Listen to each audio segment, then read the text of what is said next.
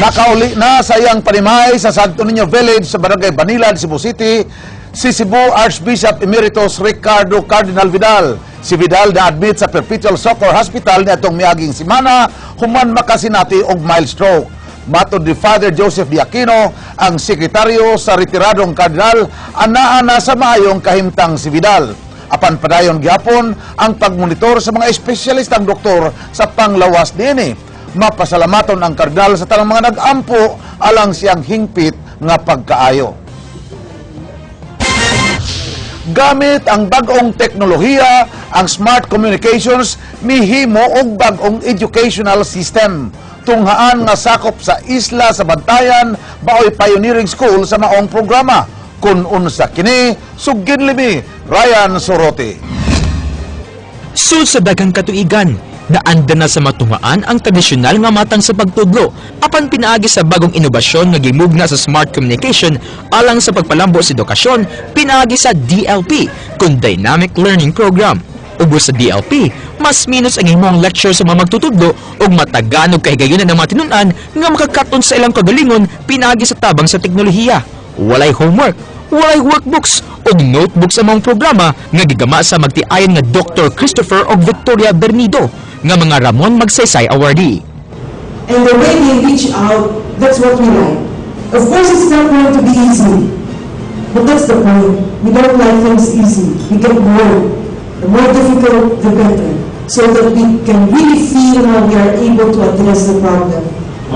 If we can make it work, I think the only value of doing it in Bantayan in those islands is that if we can make it work there,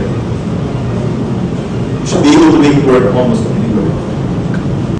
80% sa learning experience sa mga tinunan magikan mismo nila. Din igo nilang mugiya kanila ang mga magtutudlo. Usa sa mga mabulahan ni ini ang Tuong National High School sa isla sa Bantayan. Nahimong test center ang Cordova National High School kaganiha, di nang matag-usa sa 50 ka matinunan sa grade 7 dunay tablet nga gikuptan. Mao na kini ang ilang gamiton sa ilang mga klase. So we will be working together with the people of the Philippines quite likely over the next few years to come up with new mobile education solutions to support out-of-school youth in the country. Ryan Sorote, News 5. Wanted sa kasong frustrated murder, gidakop sa kapulisan human mo'y gitumbok nga mo'y may pusil patay sa iyang kaila. Samtang lalaking nagmaneho og motorsiklo, patay human malatayi ang ulo ni ini sa habal-habal driver. Ray Pasaporte, Sugin Limi. Kining 45 pistol ug duha ka magasin nga dunay mga bala, duha ka pakete nga gituha ang shabu ug maskara mo'y nakuha sa kapulisan gikan ni Harold Dakay, 33 anyos, nga taga Barangay Pasil. Si Dakay mo'y gituhoan sa kapulisan nga posibleng suspek sa pagpusil patay kang Roy Allen Abiho kagahapon sa kadlawon. Giingong dunay nakakita ni Dakay sa lugar nga nahitabuan. Giilang nga notado ang maong suspek. Suway pang miikyas ang suspek sakay sa iyang motorsiklo kagahapon sa hapon apan na corner ni sa mga pulis. Dugang sa kapulisan nga niadto pang miaging tuig gipangita ang suspek tungod sa kasong frustrated murder. Wa gisalikway sa hepe sa San Nicolas Police Station ang posibilidad nga nalambigit sa gun for hire activity ang dinakpan. Tungod niini, ilang iduso sa crime laboratory ang armas ni Dakay aron ipailawom sa ballistic examination pagsuta kung wala ba magamit ang armas sa mga nahitabong pusil dinhi sa Dakbayan ug Metro Cebu. Hindi na ito nawalaon nga possibility kay usually when it comes to na mga shooting incident, it should be related to illegal activities. So di na ito siya posible na siya idea, pero ato lang i-focus kung sa ato makuha nga. Tinaw na, sir? Gibutangan og krus og daghang dahon kining tunga sa karsada sa Tingkuro Upper Pakigne sa lungsod sa Minglanilla. Kagahapon sa hapon human namatay on the spot si Jimar Kataag, taga Belmont Village. Giingong kalit nga mibangga si Kataag sa poste sa kuryente ug nalabay sa karsada. Sa maong hitabo nalatayan ang iyang ulo sa laing motorsiklo nga gikasugat niini nga gimaneho ni Isidro Sanchez, usa ka habal-habal driver. Gipriso sa Minglanilla Police Detention Cell si Sanchez kinsa nakaangkon og pangu sa iyang bukton og paa. iyang gipanghimakak nga nagkabangga sila sa namatay nga si Kataag. Direksyon ni sila. Sigun sa investigation ako aning driver sa Bicol Bay, nagsunod siya og dump truck niya. Ray Pasaporte, News 5.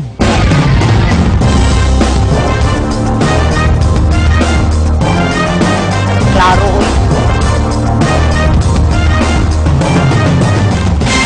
Mayor sa lungsod sa Aluginsa nagtuo nga politika ang nagpaluyo sa pagkasuspenso kaniya. Usa sa giatuba nga problema sa munisipyo mao ang ipuli nga mga opisyales nga naapil sab sa pagkasuspenso. Ryan Sorote, Suginlimi. Bisang bugat sa iyang buot, matod ni Aluginsan Mayor Cynthia Moreno nga wa siya lang mabuhat kundi ang pagsunod sa mando sa Sandigan Bayan pagsuspenso kaniya sud sa 90 ka adlaw.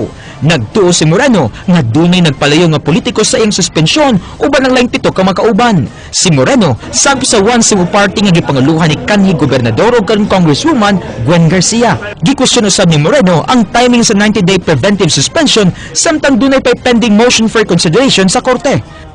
Because it is moot and academic that since they tackled the motion for recon and the prosecution is given 10 days to answer and our side is also given another 5 days to answer, that means it is moot and academic that the suspension order should not be implemented.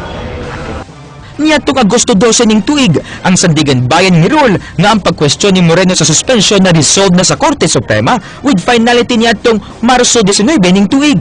Ang desisyon sa Korte Suprema mao ang gibasehan sa Sandigan Bayan sa pagpahamtang sa suspensyon. Problema karon sa iyang bana nga si Vice Mayor Augusto Cesar nga mo'y bilingkod isip mayor ang pagkasuspenso sa upat niini ka mga department heads. But the thing is, we have department heads who are also suspended. And so the operation in the local government unit is jeopardized for now. But we're looking for ways on how to mitigate it. Si Moreno ug mga kauban gipasanginlan nga mipalit og steel materials nga wa miagi og public bidding niadtong 2007. Ryan Sorote, News 5. Kagahapon, gipahibaw sa kadagkuan sa Catholic Educational Association of the Philippines ang ilang mga baruganan bahin sa mga nagkalain-laing isyu sa katilingban sama sa isyu sa pork barrel. Lakip na niini ang mga reforma sa edukasyon. Kung unsa kini, King Perez, Suginlimi. Nipadayag ang kahugpungan sa mga Catholic schools nga ilag yung batukan ng House Bill No. 1099 kon anti-no permit no exam policy karong tuiga. Subay sa maong balaod nun mahimong mutik og midterms ug final examinations ang usa ka tinunan gikan sa primary, secondary ug tertiary levels bisan wa pa kini kabayad sa kinatibuk ang tuition fee. Makapaningil sa utang ang tungaan inigkuha sa clearance sa tinunan kumuhawa na kini. Dunay silot ang school administration ug school officials kung mapamatud ang musupak sa maong balaod nun. Matod sa CAP nga makaapekto kini sa financial status sa usa ka tunghaan kung mapatuman ang maong balaod nun. There is increasing demand on the schools to improve the quality of their educational delivery. Increasing demands about improving libraries, improving laboratories, getting better teachers, getting teachers better educated, giving them doctorates, giving them masters, not taking them off the street. All of these have expenses for which government generally is not paying. Dugang ni Father Tabora nga gipaninguha sa mga miyembro sa CEAP nga mahimong accessible ang edukasyon pinaagi sa paghatag og scholarships. Giklaro sab niya nga dunay tuition increase sa mga pribadong tunghaan alang sa pagpabilin sa taas nga kalidad sa edukasyon, lakip na ang pag-improve sa mga kahimanan ug pagpausbaw sa sweldo sa mga magtutudlo. It is not easy simply to say stop the tuition increases, etc. Because if you say that, you would also have to say, well, stop the quality improvements, stop the salary increases, stop paying your faculty, stop sending them to school, etc. Apan matod pa sa mga tinunan, pwede lang kay, for example, kintay walang jud may karta niya, ganahan jud ka, naning jud ka nga student. Mauna-ingon lang sa kagrabe nila ka-Diyos nun kay abot langit na ang mga pagsakapot sa tuition fee. suportado sa National Union of the Students of the Philippines ang anti-no permit no exam policy Din dili na unya maglisod ang mga tinunan sa nagkamahal nga tuition fee.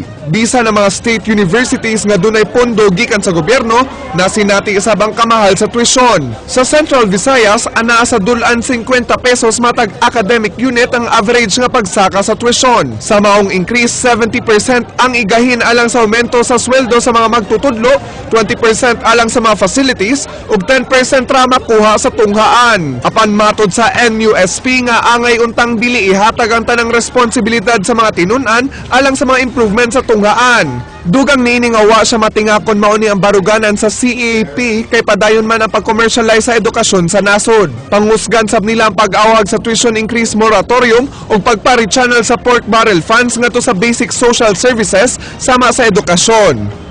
Okay, kung may tag quality, dapat katumbas niya accessible education pero murag depende po na sa university po kung saan na pagka-resourceful nila nga dapat unta di nila ma-burden ang students noon. King Perez, News 5. Gibarugan sa Cebu Schools Athletic Foundation Incorporated ang ilang katungod pagpatuman sa mga lagda sa mga duwa sa ilang liga. Apil na ang qualification sa mga players. Atol sa hearing karong hapon sa petisyon ni Scott Aing nga paduaon siya sa liga sa high school division sa Sisafi, gituki atubangan ni Cebu Regional Trial Court Judge Simeon Dundum Jr. ang eligibility ni Aing ug ang applicable tournament rules sa liga. Si Aing nga usa ka University of San Carlos Baby Warrior wala padua sa 13th season tungod sa 2-year residency requirement sa tanan nga mga players nga gusto mo balhin sa lain nga team sa Sisafe Member School. Atubangan ni Judge Dumdum, ang abogado ni Scott Aing bitpadayag nga angayang tahuron sa Sisafi ang mando sa korte nga nag-ingon nga paduaon ang bata sa nabiling mga games sa iyang team. Wa pa'y desisyon si Dumdum sa sugyot sa abogado ni Aing. Applies both. Kaya naaman, gimark man na mo as exhibit. Pero it's up to the judge, as I said. We are not really against anybody here. We can even withdraw the contempt. Okay. What we just want, it's for the minor Aing to play. Nothing more, nothing less. It's not even an assurance that USC will win.